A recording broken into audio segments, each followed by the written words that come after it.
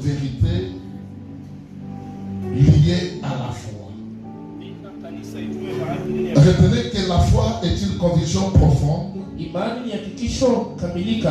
une confiance inébranlable qui ne dépend pas seulement de ce que l'on voit, mais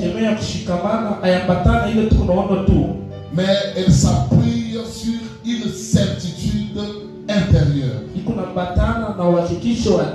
la Bible dit que la foi est une ferme assurance des choses qu'on espère. Et puis c'est croire sans douter. C'est tenir ferme même quand les circonstances disent le contraire. Et je vous ai dit que la foi c'est une main qui saisit les promesses de Dieu. C'est ce qu'il est écrit qu'il est une ferme assurance des choses qu'on espère. Une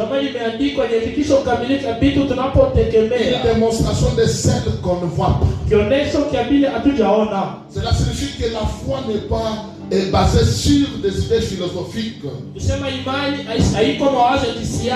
Elle n'est pas basée sur des idées philosophiques. La foi n'est pas basée sur ce qui est visible, mais elle est basée sur la parole de Dieu. Spirituelle. Et des personnes dans la Bible nous ont servi pour illustrer les deux types de foi. La foi intellectuelle, c'est la foi qui est basée sur les sens. L'imani ya kusoma ni ile inakuwa pa ile juu kunaonekana. Sur ce que nous voyons. Ile tunaona na macho yetu. C'est comme quelqu'un qui dirait je ne peux que croire si seulement mes yeux voyaient. Ikusoma tunasema tambili kama macho yangu inaona. C'est la foi qu'avait Thomas. Imani ilikuwa na Thomas. Thomas les disciples de Jésus. Thomas moyo wa wanafunzi wa Kristo. Thomas allait marcher avec le Seigneur. Thomas katembea na Bwana. Il a eu à faire tout ce que Dieu a eu à faire dans sa vie de son vivant bien sûr. Le Seigneur a ressuscité les morts en présence de Thomas. Le Seigneur a collé l'oreille que Pierre avait eu à couper, c'était en présence de Thomas. Jésus a marché sur les eaux en présence de Thomas. Il a guéri les malades, les sourds-muets. Il y a des aveugles qui ont vu en présence de Thomas. Et le Seigneur va leur dire ceci. Il est avantageux que je m'en aille. Mais écoutez, 3 jours après, je vais ressusciter. Thomas était là. Thomas a fait confiance.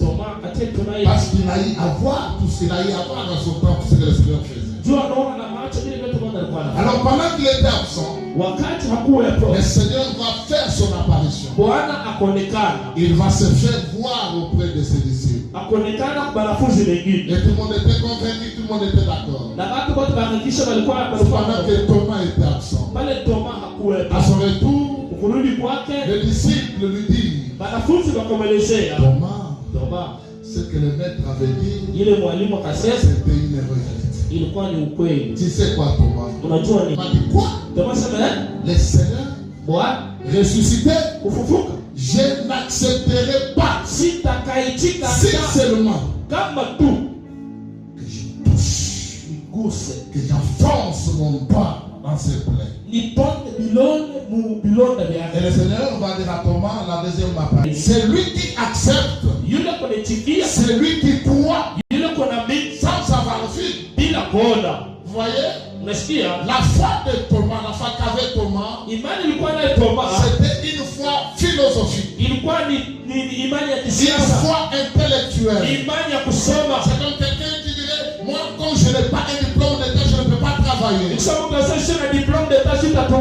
la Bible dit, et tout celui qui croit sans savoir vu. Alors moi je voudrais dire à l'église, laissez la foi de Thomas. Une foi